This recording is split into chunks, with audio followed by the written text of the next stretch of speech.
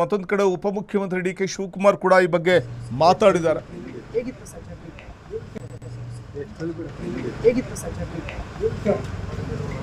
Explain ಮಾಡ್ತೀನಿ, ಇವತ್ತು ಬೇಡ, ನಾಳೆ ಪ್ರೆಸ್ ಕಾನ್ಫರೆನ್ಸ್ ನಾಳೆ ಮಾಡೋಣ.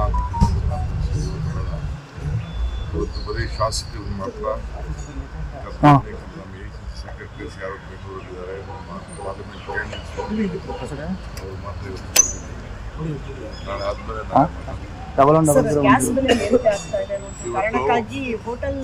ನೋಡಿ. ಪಾರ್ಲಿಮೆಂಟ್ ಅಲ್ಲಿ ಸರ್ಕಾರ ಚರ್ಚೆ ಮಾಡಬೇಕು, ಇವತ್ತು ಚರ್ಚೆ ಮಾಡೋಕ್ಕೆ ಅವಕಾಶ ಇದೆ. ಅದಕ್ಕೆ ನಮ್ಮ ಎಲ್ಲ ಎಂಪಿಗಳು, ಇಂಡಿಯಾ ಒಕ್ಕೂಟದ ಎಂಪಿಗಳು ಪ್ರತಿಭಟನೆ ಮಾಡಿದ್ದಾರೆ. ಯಾಕೆ ಅವ್ರಿಗೆ ಭಯ? ನಿಮ್ಮ ಫಾರಿನ್ ಪಾಲಿಸಿ ಇವತ್ತಿಂದ ನಾವು ರಾಜ್ಯತೆ ನಮಗೆ ಸ್ಟಾಕ್ ಇಲ್ಲ. ಈಗಾಗಲೇ ಡೀಸೆಲ್ ಬೆಲೆ ನಿನ್ನೆ ಹೆಣ್ಮಕ್ಳು ವರ್ಲ್ಡ್ ವುಮನ್ ಡೇ ದಿನನೇ 60 ರೂಪಾಯಿ ಏರಿಕೆ ಮಾಡಿ ಎಲ್ಲರಿಗೂ ಮಾಡಿದ್ದಾರೆ. ಎಂಪಿಗಳು ಯಾಕೆ ಮಾತಾಡ್ತಾರೆ?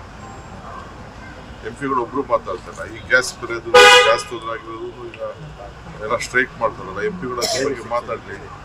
ಎಲ್ಲದಕ್ಕೂ ಧ್ವನಿ ಎತ್ತಾರೆ, ಭಾಳ ವಿಚಿತ್ರವಾಗಿ ಧ್ವನಿ ಎತ್ತಾರೆ ಅಂತ ಮಾತಾಡ್ತೀನಿ.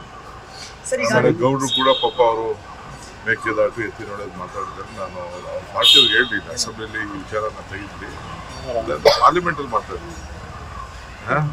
ಅಟ್ಲೀಸ್ಟ್ ನಮ್ಮ ಕಾಲದಲ್ಲಿ ಏನು ಮಾಡಿದ್ದೀವಿ ಅಂತ ನಾನು ಹೇಳ್ತೀನಿ. ಕ್ಷಣ ಕ್ಷಣದ ಸುದ್ದಿಗಳಿಗಾಗಿ ಫ್ರೀಡಂ ಟಿವಿ ಸಬ್ಸ್ಕ್ರೈಬ್ ಮಾಡಿ, ಲೈಕ್ ಮಾಡಿ ಹಾಗೂ ಫಾಲೋ ಮಾಡಿ. ಹೊಸ ಸುದ್ದಿಗಳ ನೋಟಿಫಿಕೇಶನ್ಗಾಗಿ ಬೆಲ್ ಐಕಾನ್ ಮೇಲೆ ಕ್ಲಿಕ್ ಮಾಡಿ.